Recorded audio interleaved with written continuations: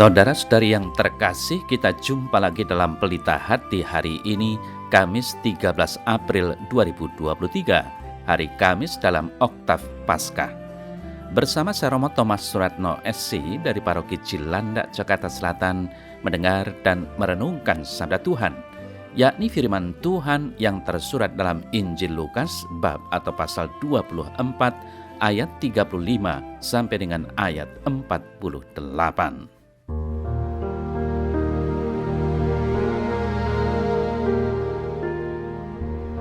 Pada hari itu kedua murid Emmaus menceritakan apa yang terjadi di tengah jalan dan bagaimana mereka mengenali Yesus pada waktu ia memecah-mecahkan roti. Sementara mereka bercakap-cakap tentang hal-hal itu, Yesus tiba-tiba berdiri di tengah-tengah mereka dan berkata kepada mereka, "Damai sejahtera bagi kamu." Mereka terkejut dan takut dan menyangka bahwa mereka melihat hantu. Akan tetapi ia berkata kepada mereka, "Mengapa kamu terkejut dan apa sebabnya timbul keraguan-raguan di dalam hati kamu? Lihatlah tanganku dan kakiku. Aku sendirilah ini, rabalah aku dan lihatlah. Karena hantu tidak ada daging dan tulangnya, seperti yang kamu lihat ada padaku." Sambil berkata demikian, ia memperlihatkan tangan dan kakinya kepada mereka. Ketika mereka belum percaya karena girangnya dan masih heran, berkatalah ia kepada mereka, "Apakah kamu punya makanan di sini?" Lalu mereka memberikan kepadanya sepotong ikan goreng. Ia mengambilnya dan memakannya di depan mata mereka. Ia berkata kepada mereka, "Inilah perkataanku yang telah kukatakan kepadamu ketika aku masih bersama-sama dengan kamu, yakni bahwa harus digenapi semua yang ada tertulis tentang aku dalam kitab Taurat Musa dan kitab Nabi-Nabi dan kitab Mazmur." Lalu ia membuka pikiran mereka, sehingga mereka mengerti kitab suci. Katanya kepada mereka, ada tertulis demikian, Mesias harus menderita dan bangkit dari antara orang mati pada hari yang ketiga. Dan lagi, dalam namanya berita tentang pertobatan untuk pengampunan dosa harus disampaikan kepada segala bangsa, mulai dari Yerusalem. Kamulah saksi-saksi dari semuanya ini.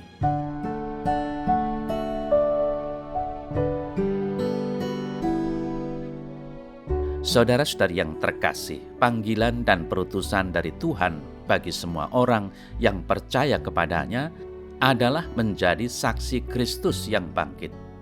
Pertama-tama, para murid dan Rasul Yesus memiliki tugas mulia untuk menjadi saksi mata bahwa Yesus dari Nazaret sungguh-sungguh bangkit dari kematiannya. Mereka menyaksikan sengsara dan wafatnya. Mereka juga menyaksikan kebangkitannya melalui penampakannya. Pengalaman kebangkitan dan penampakan Yesus menjadi kekuatan bagi para rasul untuk bersaksi. Ini juga menjadi harapan Yesus kepada para muridnya. Kamu adalah saksi dari semuanya ini. Saudara-saudari yang terkasih, di dalam warta Injil tadi kita mendengar kisah lanjutan dari komunitas para rasul Yesus. Setelah kedua murid yakni Kleopas dan temannya yang merasa galau dan memilih untuk kembali ke Emmaus, kampung halaman mereka, Yesus memiliki inisiatif untuk menemani perjalanan mereka dengan bertanya dan menjelaskan kitab suci, mulai dari kitab Taurat Musa, kitab Mazmur, dan kitab para nabi.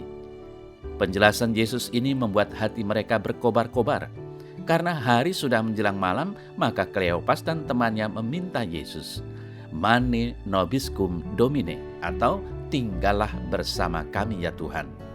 Saudara-saudara yang terkasih, reaksi dari Kleopas dan temannya adalah kembali ke Yerusalem untuk meneguhkan komunitas bahwa Yesus memang sungguh telah bangkit dan mereka mengenalnya pada saat pemecahan roti. Situasi di dalam komunitas sendiri masih dalam suasana mencekam. Pintu dan jendela masih ditutup rapat. Dalam suasana seperti ini, Tuhan Yesus hadir dan meneguhkan mereka dengan sapaan Shalom. Murid-murid Yesus semakin takut dan merasa bahwa dia adalah hantu. Yesus lalu berkata, "Mengapa kamu terkejut? Dan apa sebabnya timbul keraguan-raguan di dalam hati kamu? Lihatlah tanganku dan kakiku. Aku sendirilah ini. Rabalah aku dan lihatlah. Karena hantu tidak ada daging dan tulangnya seperti yang kamu lihat ada padaku." Saudara-saudari yang terkasih, reaksi para murid adalah belum percaya. Mereka dinilai lamban hati, maka ia meminta sepotong ikan goreng dan memakannya. Yesus lalu membuka pikiran mereka. Penampakan Yesus di hadapan para murid ini membuka pikiran kita untuk mengerti bahwa Tuhan Yesus telah mengalahkan maut dan dosa. Segala penderitaan dan kemalangan dikalahkannya. Artinya bagi kita adalah setiap pergumulan, penderitaan, dan kemalangan akan berakhir. Tuhan akan meniadakan maut untuk selamanya. Setiap orang memiliki aneka persoalan hidup, tetapi Tuhan kita jauh lebih besar. Ia sanggup untuk menyelesaikan segala persoalan hidup kita asal kita percaya teguh kepadanya. Saudara-saudari yang terkasih, Tuhan Yesus juga datang di saat kita bergumul dengan damai sejahteranya. Ia berkata, "Damai sejahtera bagi kamu." Ia membawa damai bagi manusia yang berkenan kepadanya. Ingatlah, dalam amanat perpisahan, ia berkata kepada para muridnya, "Damai sejahtera ku tinggalkan bagimu, damai sejahtera ku berikan kepadamu. Dan apa yang kuberikan tidak seperti yang diberikan oleh dunia kepadamu. Janganlah gelisah dan gentar hatimu." Yohanes 14 ayat 27. Dan lagi Yesus berkata, "Berbahagialah orang yang membawa damai, karena mereka akan disebut anak-anak Allah." Matius 5 ayat 9. Tugas kita sebagai gereja saat ini adalah menghadirkan Kristus yang bangkit dengan membawa damainya. Saudara-saudara yang terkasih, para rasul Yesus selalu berusaha untuk menjadi saksi kebangkitan Kristus. Setelah mereka mendapat kekuatan Roh Kudus, mereka juga berani untuk memberi kesaksian tentang kebangkitan Kristus. Petrus memberi kesaksiannya bahwa Yesus adalah orang yang kudus dan benar, tetapi ditolak oleh kaum Yahudi. Ia sudah dibunuh, namun sudah bangkit dengan mulia. Petrus menegaskan, "Kamu adalah saksi." Kisah Para Rasul 3 ayat 15. Saudara-saudari yang terkasih, keberanian Petrus dan para rasul hendaklah menjadi keberanian bagi seluruh gereja untuk bersaksi bahwa Yesus sudah bangkit dengan jaya. Maut dikalahkan, iblis dihancurkan, dan yang merajai dunia adalah Allah sendiri. Warta sukacita ini juga menjadi milik manusia yang berkenan kepada Tuhan, supaya tidak kecil hati ketika mengalami masalah-masalah tertentu di dalam hidupnya.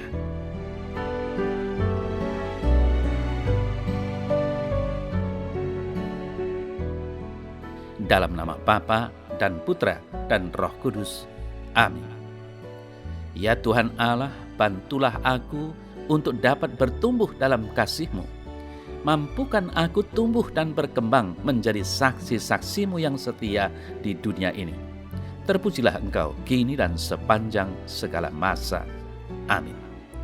Semoga Allah yang Maha Kuasa memberkati saudara dalam nama Bapa dan Putra dan Roh Kudus. Amin.